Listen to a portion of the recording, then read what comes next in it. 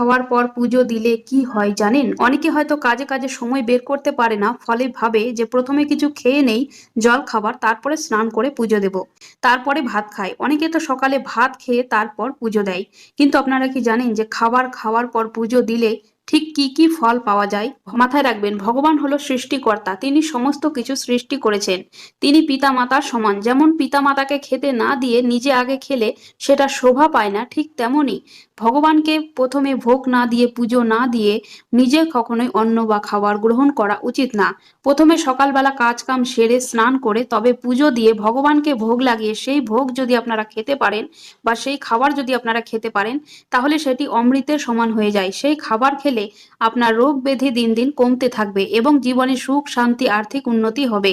সাথে সাথে শত্রুরা দমন হবে। আপনারা বিশ্বাস যদি না হয় তাহলে লাগাতার 1 মাস এই নিয়মটি করে দেখুন। যেমন সকালবেলা আপনি নিজে খাবার